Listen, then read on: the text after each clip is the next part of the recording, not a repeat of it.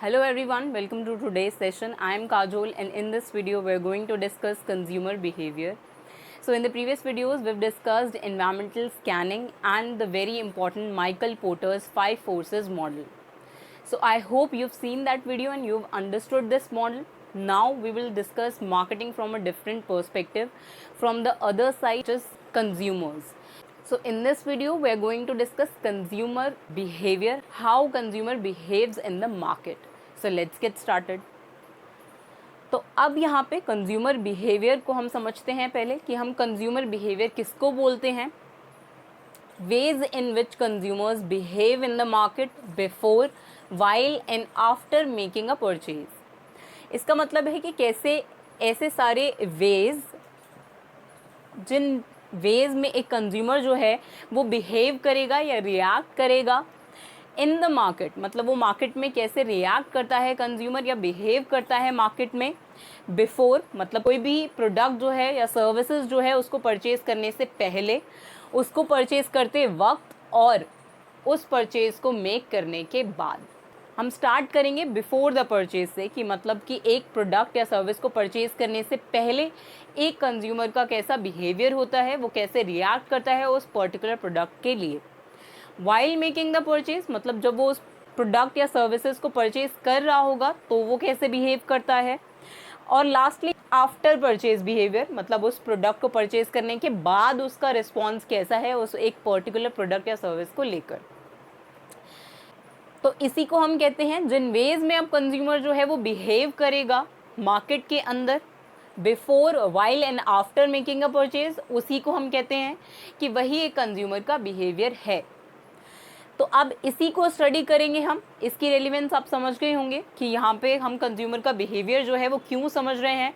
एक मार्केटर के लिए कंज्यूमर का बिहेवियर जो है उसको अंडरस्टैंड करना बहुत इंपॉर्टेंट होता है, तभी वो एक ऐसा प्रोडक्ट जो है वो ऑफर कर पाएगा कंज्यूमर को जो उसकी नीड्स एंड वांट्स को सेटिस्फाई करेगा. तो ये कब कर सकते हैं, जब हम उसका बिहेवियर जो है, कंज्यूमर का बिहेवियर जो है उसको स्टडी करेंगे. कैसे वो एक पर्टिकुलर प्रोडक्ट या सर्विस को लेकर रिएक्ट कर रहा है उसको समझना इंपॉर्टेंट है, तभी हम उनको सेटिस्फाई कर पाएंगे. तो अब यहाँ पे इसका क्या एग्जाम्पल हो सकता है कंज्यूमर बिहेवियर को समझने का, तो इसको हम एक ईजी एग्जाम्पल से समझने की कोशिश करते हैं. लेट्स से आप हमेशा प्रेफर करते हैं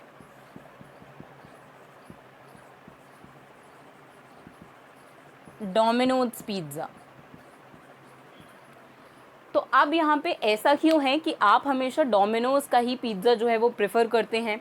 इसका रीज़न हो सकता है आपको वो टेस्टी लगता हो, सिंपली वो इनएक्सपेंसिव हो और इजीली एक्सेसिबल हो सकता है आपको उनकी सर्विसेज जो हैं वो ज़्यादा पसंद आती हों डोमिनोज़ की. हो सकता है कि आपको अफोर्डेबल लगता हो या इनएक्सपेंसिव लगता हो डोमिनोज़ पिज़्ज़ा. तो ये जो आपका बिहेवियर है कि आप जब भी पिज़्ज़ा बाय करते हैं वो आप डोमिनोज़ से ही बाय करते हैं, तो इसको हम कहते हैं कि ये आपका बिहेवियर है एज अ कंज्यूमर, कि आप हमेशा डोमिनोज़ का पिज़्ज़ा जो है उसको प्रेफर करते हैं. क्या ऐसी चीज़ें हैं कि आप हमेशा ही डोमिनोज़ का पिज़्ज़ा जो है उसको प्रेफर कर रहे हैं. तो इसका पूरा हाउ, वाई, व्हेन, वेयर को स्टडी करने को ही एक कंज्यूमर से रिलेटेड जो भी रीजंस हैं उसके एक पर्टिकुलर ब्रांड या एक पर्टिकुलर प्रोडक्ट को परचेज करने के, तो वो सारे जो रीजंस हैं उनको हम यहाँ पे स्टडी करते हैं और उसी को हम कंज्यूमर बिहेवियर कहते हैं. इसमें आप समझ सकते हैं कि यहाँ पे आप क्यों ऐसा होता है कि आप हमेशा डोमिनोज़ का पिज़्ज़ा ही बाय करते हैं. उसका रीज़न हो सकता है कि आपको उसका पिज़्ज़ा जो है वो टेस्टी लगता है, किसी भी दूसरे ऑल्टरनेटिव जो अवेलेबल हैं मार्केट में उनसे ज़्यादा आपको यहाँ पर ये पसंद आता है. और ऐसा क्यों होता है, why do you purchase it. हो सकता है कि आपको एक्सेसिबल लगता है, कोई भी चीज़ जो इजीली एक्सेसिबल होगी तो वो आप प्रेफर करते हैं. तो हो सकता है इसका रीज़न ये हो कि आप हमेशा यही पिज़्ज़ा बाय करते हैं. वेयर कैसे हो सकता है वो एक्सेसिबल हो, मतलब कि जो आउटलेट है वो आपके घर के पास हो या फिर जो डिलीवरी है पिज़्ज़ा की वो जल्दी हो जाती हो आप जहाँ पर रहते हैं आपके प्लेस पर. तो इसीलिए ये सारे रीज़न्स हो सकते हैं कि आप वहाँ पर यही पिज़्ज़ा जो है वो क्यों प्रेफर कर रहे हैं, क्या रीज़न्स हैं इसके पीछे. तो यही आपका बिहेवियर होगा, यही आपका रिस्पॉन्स होगा कि आप मार्केट में कैसे रिएक्ट कर रहे हैं एक पर्टिकुलर प्रोडक्ट को लेकर या फिर सर्विसेज को लेकर. तो ये यहाँ पर डोमिनोज स्टडी करेगा मतलब ये डोमिनोज के पॉइंट ऑफ व्यू से आपका बिहेवियर है। तो एज अ कंज्यूमर आप कैसे रिएक्ट करते हैं उनके एक पर्टिकुलर प्रोडक्ट को लेकर, यही यहाँ पर कंज्यूमर बिहेवियर होता है। कंज्यूमर बिहेवियर का ही वाई, व्हेन, वेयर, हाउ को ही स्टडी करने को हम यहाँ पे कंज्यूमर बिहेवियर बोलते हैं। अब आप समझ गए होंगे कि मार्केटर्स के लिए ये क्यों इम्पॉर्टेंट है स्टडी करना कंज्यूमर बिहेवियर को। तो अब यहाँ पे कंज्यूमर बिहेवियर के अंदर हम कुछ टर्म्स जो हैं उनको कंफ्यूज कर देते हैं आपस में, तो इसीलिए हम पहले उनका डिफरेंस जो है वो देख लेंगे। अब यहाँ पे पहले हम देखेंगे डिफरेंस कंज्यूमर वर्सेस कस्टमर्स, मतलब कि कंज्यूमर और कस्टमर्स के बीच में क्या डिफरेंस होता है उसको हम समझने की कोशिश करेंगे। हम दोनों को ही इंटरचेंजेबली यूज़ करते आए हैं अब तक। तो जब हम यहाँ पे स्पेसिफिकली कंज्यूमर का बिहेवियर जो है उसको स्टडी कर रहे हैं तो हमें यहाँ पर इसका डिफरेंस भी जो है वो मार्क करना इम्पॉर्टेंट है। तो अब कंज्यूमर कौन हो सकता है, इसमें बहुत ही थिन डिफरेंस है यहाँ पर कंज्यूमर और कस्टमर्स के बीच में। अब एक कंज्यूमर वो पर्सन होता है जो डायरेक्टली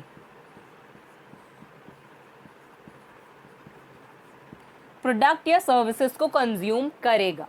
मतलब कि जैसे आपने कोई फूड आइटम परचेज किया, लेट्स से यहाँ पर पिज़्ज़ा आपने ऑर्डर किया, आप उसको डायरेक्टली कंज्यूम कर सकते हैं।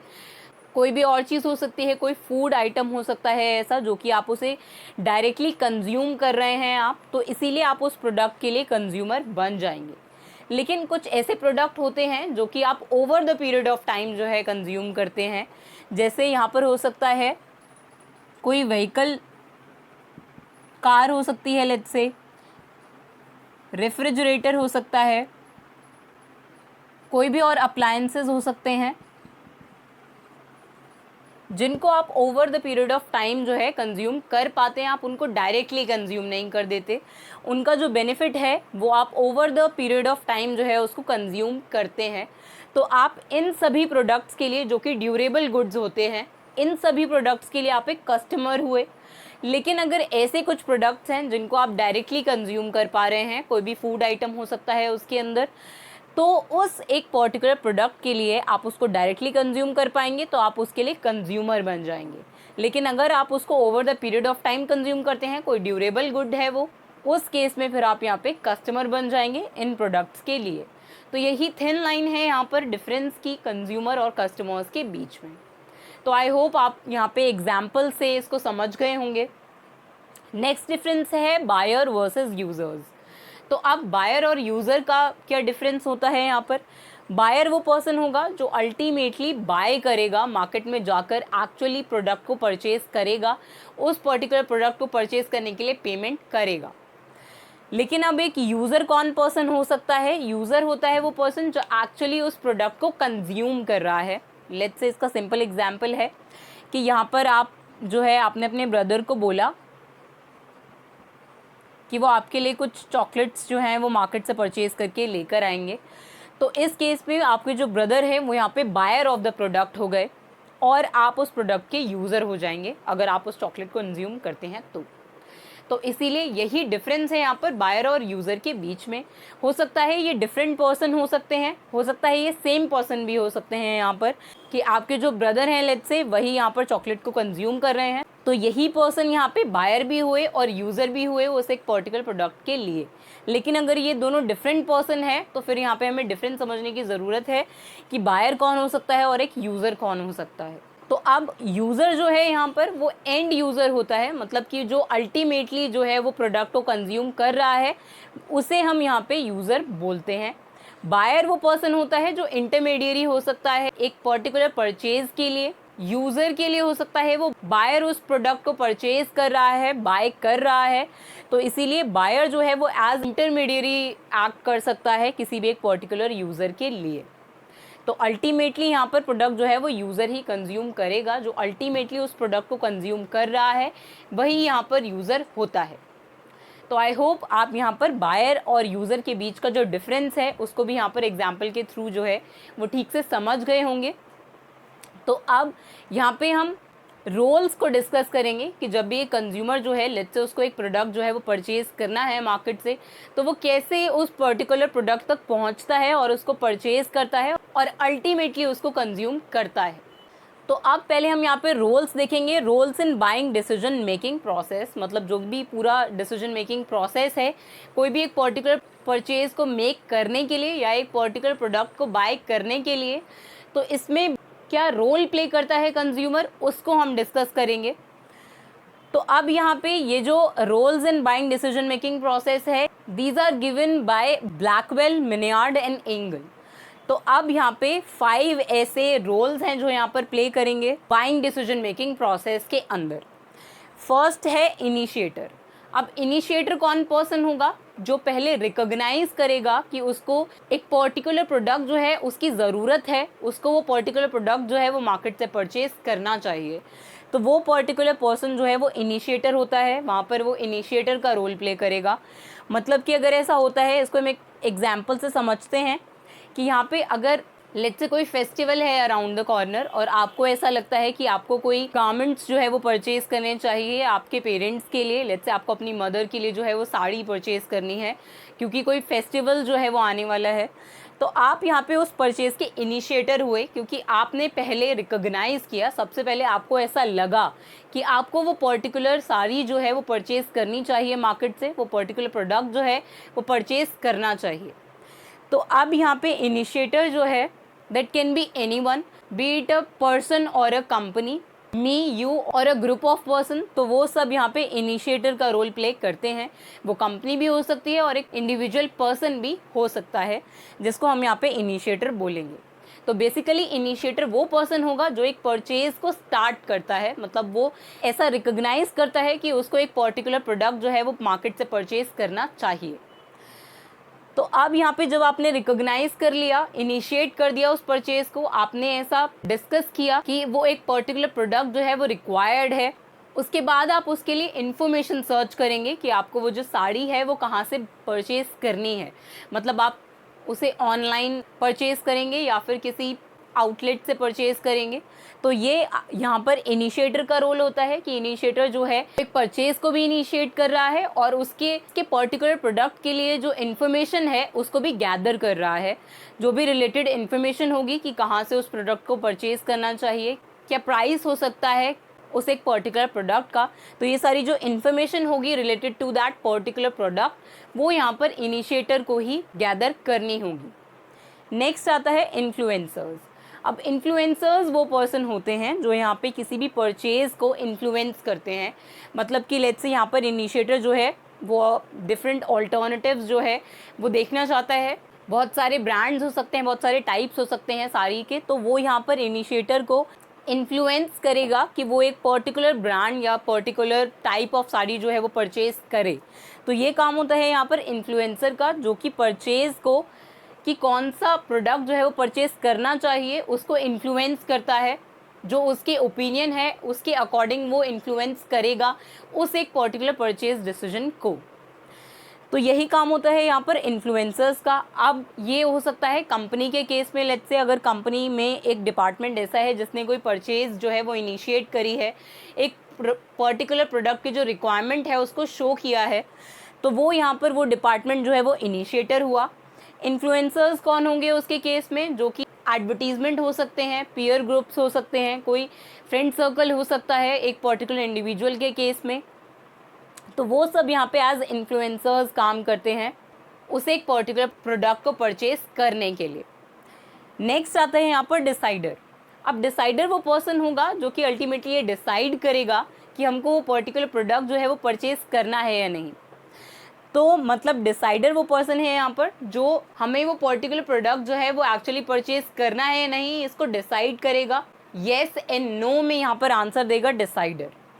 तो अब डिसाइडर यहाँ पर कंपनी के केस में जो है वो टॉप मैनेजमेंट भी हो सकता है कि टॉप मैनेजमेंट ही डिसाइड करेगी कि जो यहाँ पर एक पर्टिकुलर डिपार्टमेंट ने एज इनिशिएटर कोई प्रोडक्ट की रिक्वायरमेंट को रिकॉग्नाइज किया है और वो यहाँ पर उस पर्टिकुलर प्रोडक्ट को परचेज करना चाहते हैं, तो यहाँ पर वो टॉप मैनेजमेंट डिसाइड करेगा कि हमें वो पर्टिकुलर प्रोडक्ट जो है परचेज करना चाहिए या नहीं। तो in case of an individual अगर ऐसा होता है तो उस केस में लेट्स से आपके घर में आप यहाँ पर डिसाइडर जो हैं वो आपके पेरेंट्स हैं कि आपको वो पर्टिकुलर प्रोडक्ट जो है वो परचेज करना चाहिए या नहीं।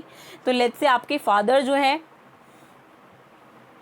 वो यहाँ पर टॉप मैनेजमेंट है, वो यहाँ पर डिसाइड करते हैं कि आपको एक पर्टिकुलर प्रोडक्ट जो है वो परचेज़ करना है या नहीं। तो वो एज डिसाइडर काम करेंगे उस एक पूरे बाइंग डिसीजन प्रोसेस के अंदर।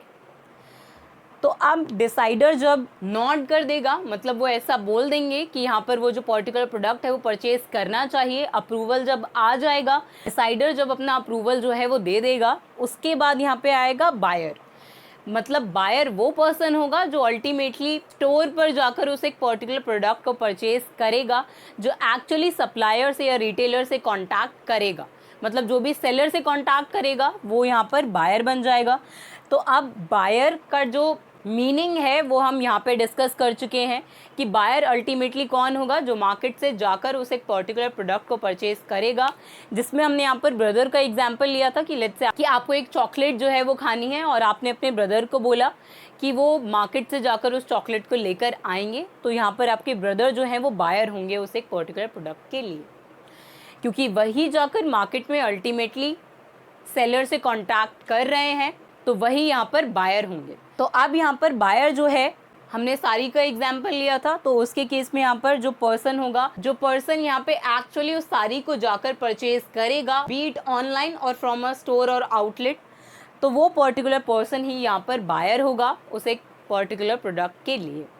तो अब इस केस में यहाँ पर सर्विसेज भी हो सकती थी, लेट्स से कोई ट्यूशन हो सकता है, कोचिंग हो सकती है, उसके केस में भी यहाँ पर इनिशिएटर हो सकता है। लेट्स से आपको किसी एक पर्टिकुलर एग्ज़ाम के लिए कोचिंग की रिक्वायरमेंट है, तो आप यहाँ पर उसके लिए इनिशिएटर हुए। फिर इन्फ्लुएंसर्स कौन होंगे, एडवर्टीज़मेंट हो सकती है इस केस में। इन्फ्लुएंसर्स आपको एक पर्टिकुलर कोचिंग इंस्टीट्यूट जो है वो ज़्यादा इन्फ्लुएंस कर पाया, ताकि आप उस पर्टिकुलर इंस्टीट्यूट में जाके अपनी कोचिंग जो है उसको स्टार्ट कर पाएँ। डिसाइडर, फिर इस केस में यहाँ पर डिसाइडर जो है वो आपकी फैमिली मेम्बर्स हो सकते हैं, आपका कोई भी पीयर ग्रुप हो सकता है कोई ऐसा आपका फ्रेंड हो जो ऑलरेडी उस एक पर्टिकुलर इंस्टीट्यूट से कोचिंग ले रहा हो, तो उस बेसिस पे भी यहाँ पे आप डिसाइड कर सकते हैं। तो अल्टीमेटली वो एज इन्फ्लुएंसर काम करेगा। डिसाइड अल्टीमेटली या तो आपको या फिर आपके घर में जो भी डिसीजन मेकिंग करते हैं उनको डिसाइड करना पड़ेगा। उसके बाद बायर जो है वो होगा जो अल्टीमेटली वहाँ पर कोचिंग इंस्टीट्यूट में जाकर आपको एडमिट करेगा। ये आप खुद भी हो सकते हैं और आपके पेरेंट्स भी हो सकते हैं। अब यहाँ पे यूज़र आता है, मतलब जो अल्टीमेटली उस एक पर्टिकुलर प्रोडक्ट को कंज्यूम करेगा, तो यही पर्सन होगा जो एंड यूज़र होगा, जो अल्टीमेटली उस प्रोडक्ट या सर्विसेज को कंज्यूम कर रहा है।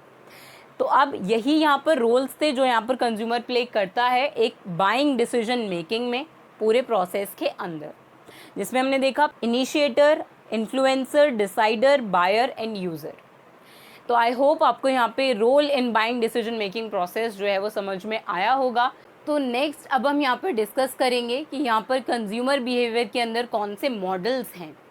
तो अब पहले यहाँ पे हम डिस्कस करेंगे stimulus response model of consumer behaviour.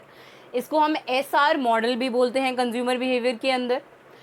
तो अब यहाँ पे पहले हम स्टिमुलस और रिस्पॉन्स का मीनिंग समझने की कोशिश करेंगे, तभी हम इस मॉडल को ठीक से समझ पाएंगे। तो अब यहाँ पे स्टिमुलस का मतलब क्या होता है और रिस्पॉन्स का मतलब क्या होता है यहाँ पर, तो इसको हम बेसिक एग्जाम्पल से ही समझने की कोशिश करते हैं कि स्टिमुलस क्या हो सकता है एक सिचुएशन के अंदर और उसका रिस्पॉन्स क्या हो सकता है। तो अगर ऐसा होता है कि लेट्स से आपको अगर भूख लगी है, if you are hungry then you will eat food. तो अब आप अगर हंग्री फील कर रहे हैं तो ये होगा स्टिमुलस, और इसका जो रिस्पॉन्स होगा वो होगा हैविंग फूड।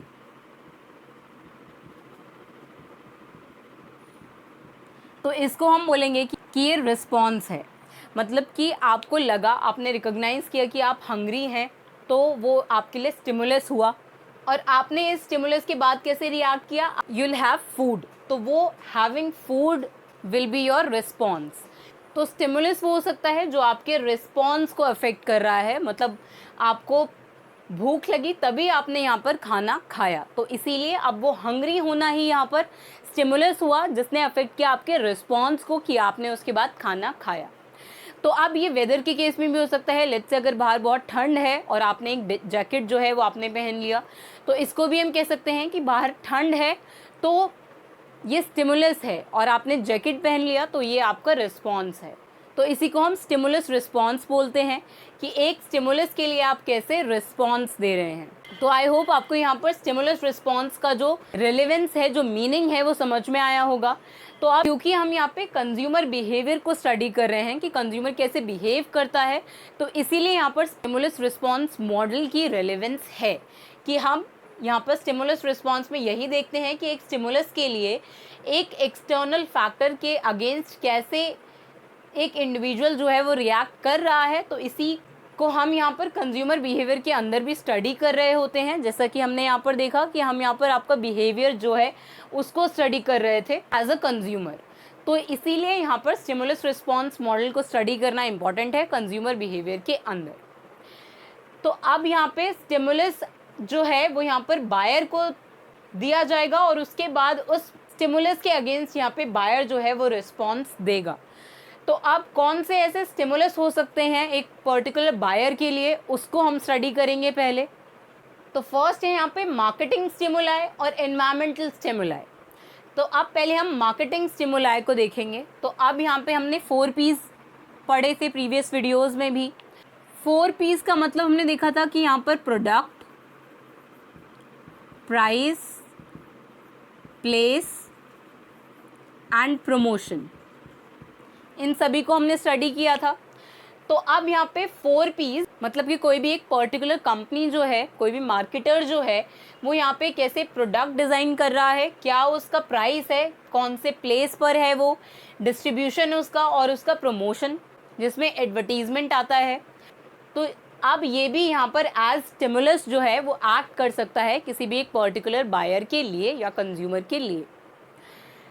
तो अब हो सकता है ऐसा कोई प्रोडक्ट आपने डिज़ाइन किया जो एक्चुअली रिक्वायर्ड था कंज्यूमर्स के लिए, तो ये जो प्रोडक्ट होगा वो एज स्टिमुलस काम करेगा उस एक पर्टिकुलर बायर के लिए और उसके बिहेवियर को, उसके रिस्पॉन्स को इन्फ्लुएंस करेगा। तभी वो पर्टिकुलर बायर जो है वो रिएक्ट करेगा, रिस्पॉन्ड करेगा उस एक पर्टिकुलर प्रोडक्ट के अगेंस्ट। प्राइस केस हो सकता है, लेट्स से अगर लो प्राइजेज हैं और गुड क्वालिटी है, तो इस केस में यहाँ पर प्राइस से भी इन्फ्लुएंस हो सकता है बायर जो होगा। प्लेस जो है हो सकता है एक्सेसिबल है आपका प्रोडक्ट। प्रमोशन मतलब कि कंज्यूमर जो है वो इतना अवेयर है आपके प्रोडक्ट से, आपके प्रमोशनल एफर्ट्स की वजह से, तो बस इसीलिए जो कंज्यूमर है वो आपका प्रोडक्ट जो है वो परचेज़ करना चाहता है। तो ये सभी चीज़ें जो हैं वो एज स्टिमुलस काम कर सकती हैं एक पर्टिकुलर बायर के लिए, जिससे उसका रिस्पॉन्स क्या होगा कि वो एक पर्टिकुलर प्रोडक्ट को परचेज कर रहा होगा। तो अब यहाँ पे नेक्स्ट है एनवायरमेंटल स्टिमुलाई।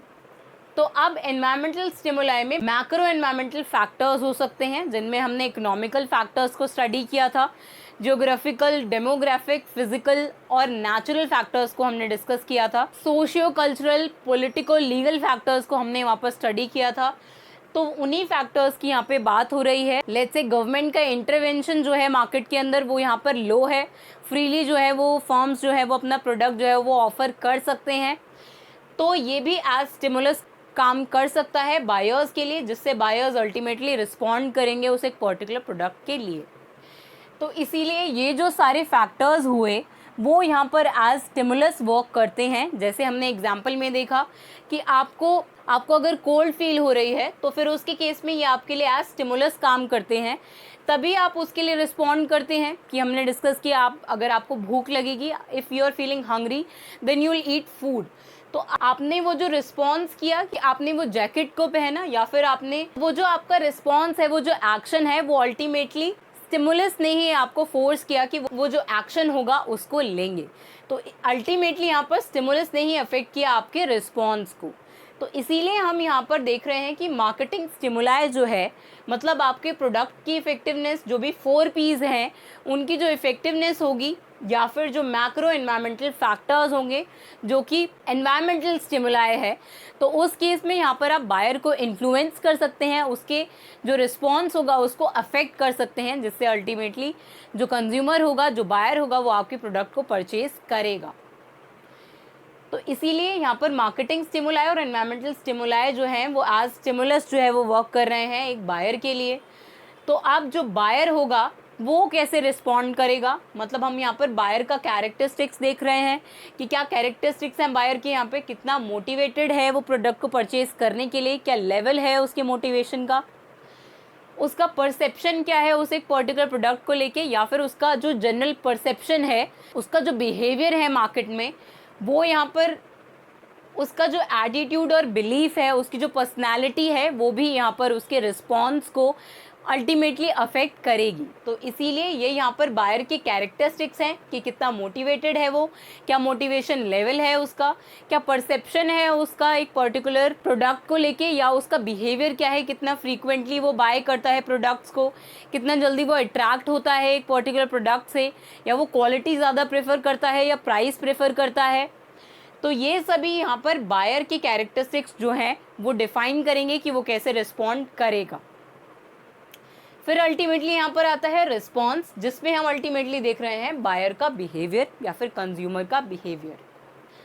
अब कंज्यूमर कैसे बिहेव कर सकता है कि वो कौन सा प्रोडक्ट या ब्रांड को चूज़ करता है, मतलब उसकी क्या चॉइसेस हैं, कि वो ब्रांडेड गुड्स जो हैं उनको प्रेफर करता है या नॉन ब्रांडेड गुड्स को प्रेफर करता है परचेज करना, उसकी क्या ब्रांड की चॉइसेस हैं या उसकी क्या प्रोडक्ट चॉइसेस हैं, कौन सा प्रोडक्ट जो है वो इजीली परचेज कर लेता है और कौन से प्रोडक्ट पे वो जो है वो ऑल्टरनेटिव सर्च करता है।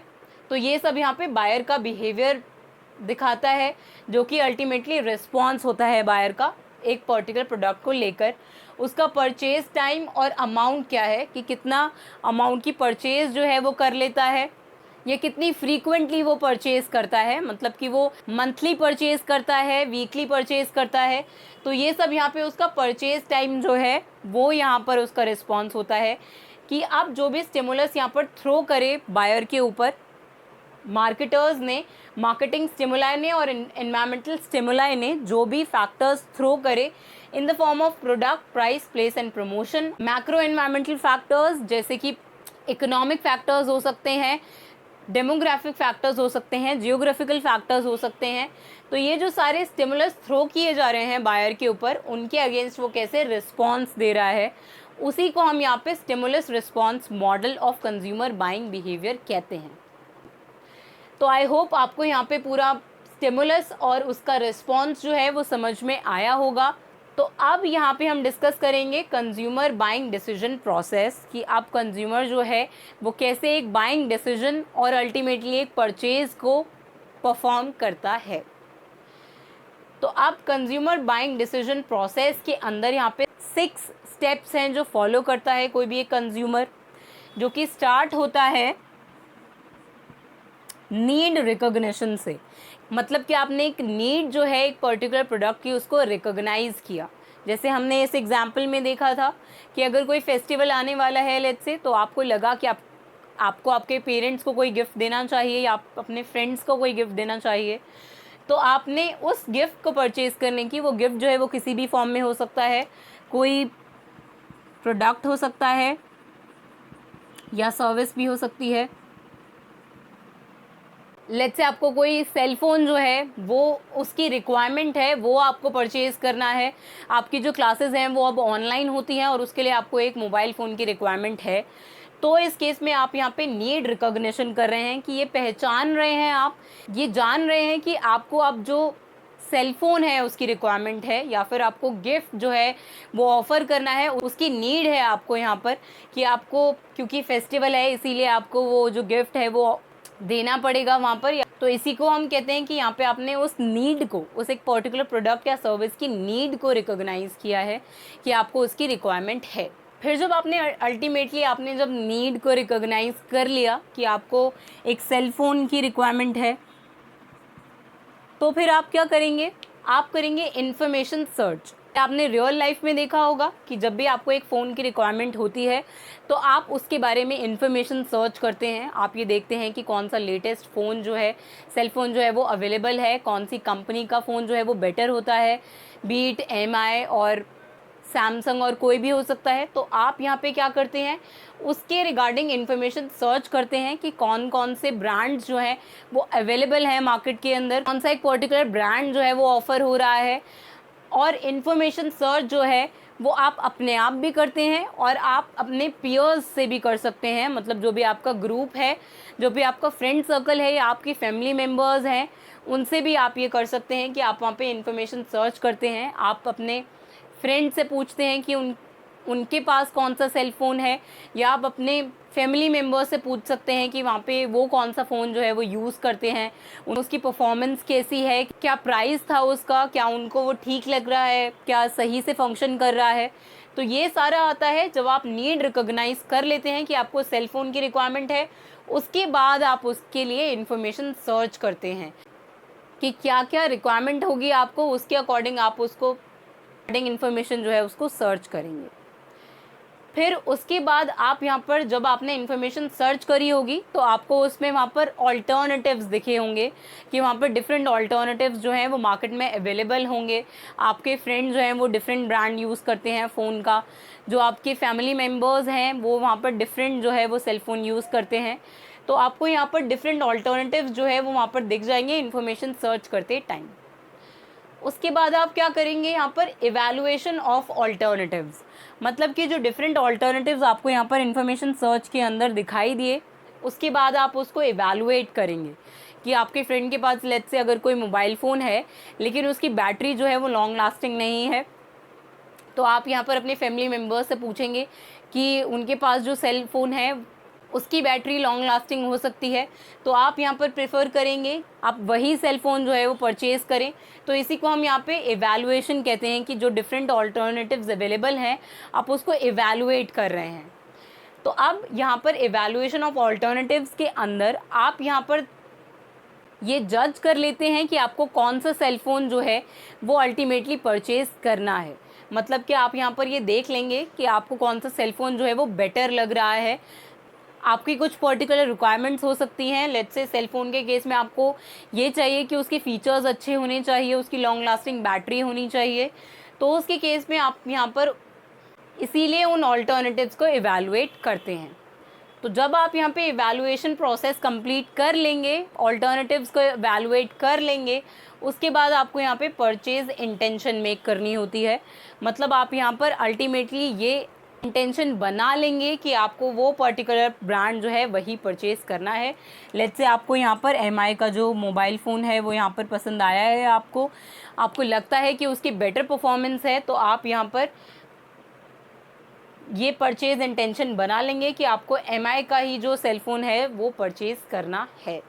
तो इसी को हम कहते हैं कि आपने यहाँ पर परचेज़ इंटेंशन जो है वो उस एक पर्टिकुलर प्रोडक्ट के लिए बना लिया है। आप इंटेंडेड हैं उस एक पर्टिकुलर प्रोडक्ट को परचेज़ करने के लिए।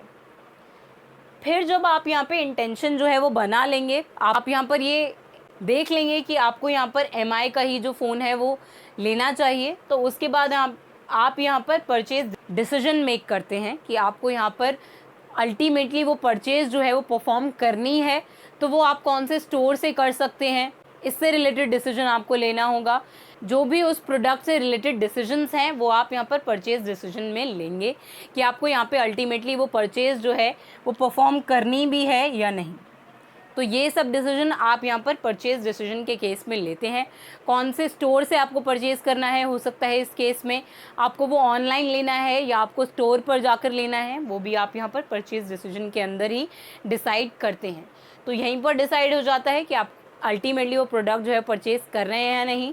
तो अगर आपने यहाँ पर नीड रिकॉग्नाइज़ करी थी तो आप अल्टीमेटली उस प्रोडक्ट को परचेज़ करेंगे ही। तो अब जब आप यहाँ पर परचेज़ डिसीजन मेक कर लेंगे, उसके बाद आता है यहाँ पे पोस्ट परचेज़ बिहेवियर। मतलब कि उस पर्टिकुलर प्रोडक्ट को परचेज़ करने के बाद आपका कैसा रिएक्शन है उस एक पर्टिकुलर प्रोडक्ट की परफॉर्मेंस को लेकर। लेट्स से आपने ये एक्सपेक्ट किया था कि एमआई की जो बैटरी है वो लॉन्ग लास्टिंग होगी, और ऐसा होता है कि वो लॉन्ग लास्टिंग निकलती है, तो आप यहाँ पर वो लॉन्ग लास्टिंग ही होती है, आप भी ऐसा देखते हैं कि उसकी बैटरी जो है वो लॉन्ग लास्टिंग है। तो इस केस में ये आपका यहाँ पर पोस्ट परचेज़ बिहेवियर माना जाएगा कि आप यहाँ पर सैटिस्फाइड हैं उस एक पर्टिकुलर प्रोडक्ट को लेकर। ऐसा भी हो सकता है आपको वो जो बैटरी है वो लॉन्ग लास्टिंग ना लगे और आप डिससेटिस्फाइड हों उस एक पर्टिकुलर प्रोडक्ट से, तो फिर ये आपका डिससेटिस्फैक्शन हो जाएगा, वो आपका पोस्ट परचेज़ बिहेवियर होगा। इसमें ये भी आ सकता है कि आप अल्टीमेटली वो जो एक पर्टिकुलर प्रोडक्ट है वो किसको यहाँ पर रेकमेंड करते हैं, कि अगर आप उस एक पर्टिकुलर प्रोडक्ट से सेटिस्फाइड हैं तो आप वर्ड ऑफ माउथ जो है वो भी स्प्रेड करेंगे प्रोडक्ट को लेकर। तो यही सब आपका पोस्ट परचेज बिहेवियर के अंदर कंसिडर होता है। तो आई होप आप यहाँ पर कंज्यूमर बाइंग डिसीजन प्रोसेस को समझ गए होंगे, जिसमें हमने यहाँ पे 6 स्टेप्स देखे।